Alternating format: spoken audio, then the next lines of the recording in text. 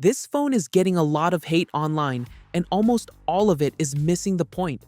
It's one of the most powerful phones ever made, but all people want to talk about is one missing button and a few pixels. We're going to talk about the new OnePlus 15 and why it is, as MKBHD just said, not normal. But the craziest part is, this phone's biggest competition isn't even out yet. It's still a ghost. So today, we're doing a two-part deep dive. First, we'll look at the phone you can buy right now that is breaking all the rules. Then, we're going to look at the phone everyone is actually waiting for, the iPhone Fold. We have all the latest rumors, the release dates, and the specs. You're going to want to stick around for this. Alright, let's get into part 1, the OnePlus 15. Every year, phones get a little bit better, a slightly faster chip, a slightly brighter screen. It's normal, it's what we expect. This phone is not that. The word overkill gets used a lot, but this is one of the rare times it actually fits. This isn't just a small step up, it's a huge leap. Inside, it's running the new Snapdragon 8 Elite Gen 5 chip. It has UFS 4.1 storage. It has LPDDR5X Ultra RAM. What does that actually mean? It means this phone is exceptionally fast. It's not, oh, my apps open a little quicker. Fast. It's, I can edit 4K video, jump between 10 different heavy apps, and play a high-end game all at once without the phone even breaking a sweat. Fast. It's more power than 99% of people will ever need, which is exactly what makes it so interesting. And it's not just the inside. The design is completely new. They went with this squared-off matte finish. But the really cool part is the material. It has this new tough ceramic coating. They call it micro-arc oxidation. Again, a fancy name, but here's what it does. It barely picks up any fingerprints, and it's much harder to scratch. You'd think people would be excited, right? A phone that's faster than a laptop? But here's the problem. People are angry. If you look at the comments, you'd think this phone was a total disaster, and it all comes down to two things: the screen and a button. First, the screen. The new screen is a 1.5K resolution. It's a downgrade. Why are they going backwards? But here's what they're not telling you. Yes, the pixel density is a tiny bit lower.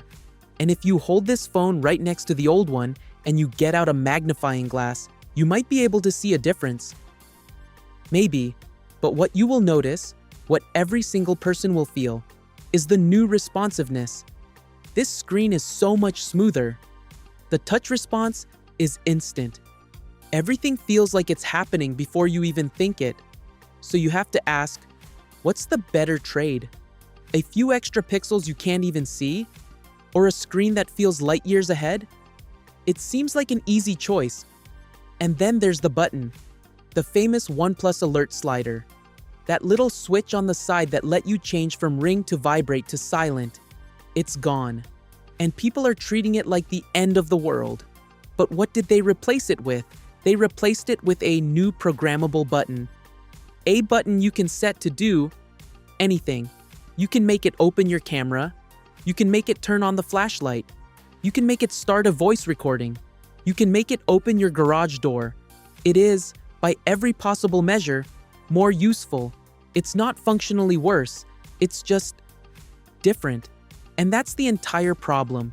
People are looking at this phone and splitting hairs. They're so focused on a tiny spec change and a button they were used to that they're completely missing the big picture. Let's talk about that big picture for a second. Right now, if you want a top-of-the-line phone, what are your options? You can get a Google Pixel Pro. It starts at $1,000, and that's for 128 gigabytes of storage, which is a joke. You can get the new Samsung S25 Ultra, which is $1,300, or you can get the Apple 17 Pro Max for $1,200. The top end of phones now means you are spending well over $1,000. And here comes the OnePlus 15. It's built better. It's arguably faster than all of them, and it's punching way above its price. It's the perfect in-between phone that gives you all the power of the most expensive phones. Without that crazy price tag, this phone is not normal. It's an overkill machine that is giving you insane value, and the only hate it's getting is from people who are staring so hard at the trees. They can't see the forest. It's an amazing piece of hardware you can get right now, but it makes you wonder, what is Apple doing? While OnePlus is fighting over specs, Apple is trying to build something else entirely, the ghost of the iPhone Fold.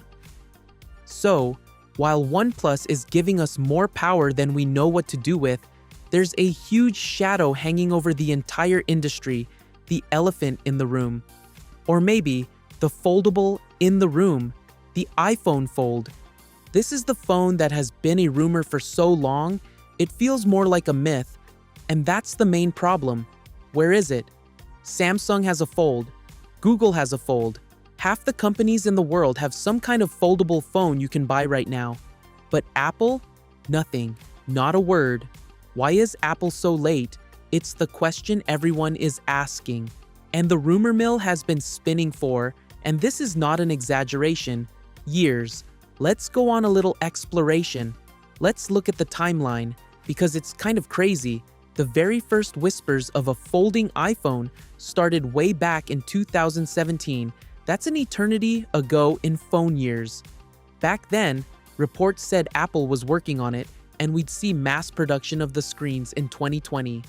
Well, 2020 came and went. No Fold. Then, an analyst in 2018 said, no, 2020 is when it launches. That didn't happen. In November of 2020, we got a new report. This one said Apple's partner, Foxconn, was actively developing the phone, and it was set to come out in 2022. Again, 2022 came and went. Nothing. Then the famous analyst Ming-Chi Kuo got involved. In 2021, he said the iPhone Fold would actually launch in 2024. As you know, that also did not happen.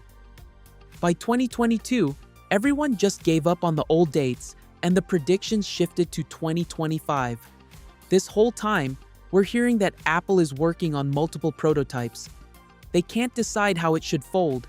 And that brings us to this year, 2025. And the dates have been pushed back, again. In February of 2024, reports came out saying Apple was aiming for a 2026 release. But then, just a month later, those same sources said it was delayed to 2027. But then in July, another analyst named Jeff Pu came out and said, no, I'm sticking with 2026, it's happening. It's a total mess. Is it 2026? Is it 2027? It's like watching a tennis match. Back in February of this year, 2025, we heard that production would start in early 2026, which would mean the phone comes out in 2027, but another rumor from the same month said manufacturing would start in late 2025 for a 2026 release. And here is the climax, the key moment. What do we actually know right now in November 2025? After all this back and forth, the consensus from the most reliable sources, including Ming-Chi Kuo again, is that we are looking at a release in either late 2026 or early 2027. That seems to be the final, most solid target. So it's still at least a year away, maybe two, but we know more than just the date. We know what it is. The rumors all agree that the iPhone Fold will have two screens. There will be a smaller, more traditional-looking screen on the outside for when it's closed. You'll use this for checking messages, quick replies, all the normal stuff. But the magic happens when you open it up. Inside will be one big, beautiful folding display, and we even have specs on it. The rumor is that this internal folding screen will have a resolution of 2713 by 1920 pixels.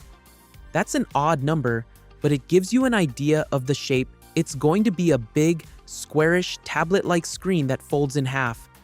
So why has it taken so long? The answer is simple. Apple is almost never first. Think about it. They weren't first with smartwatches. They weren't first with MP3 players. They weren't first with smartphones. Apple doesn't care about being first. They care about being best. They are watching every other company make mistakes. They're watching screens crease. They're watching hinges break. They're watching the software glitch out. And they are taking notes. Apple is waiting until the technology is perfect. They are waiting until they can make a foldable phone that doesn't feel like a weird experiment. They want to make a foldable phone that just works. A phone that feels like an iPhone. So as we wrap this up, we're looking at two completely different futures. On one hand, you have the OnePlus 15, a phone that is here right now, pushing the limits of power and performance, a phone that is giving you overkill specs for a price that makes the competition look silly. And on the other hand, you have the iPhone Fold, a phone that is still a dream. It's a promise of a perfect, polished, foldable future that is still at least a year away. So, what are you more excited for? The power we have today, or the new shape of things to come?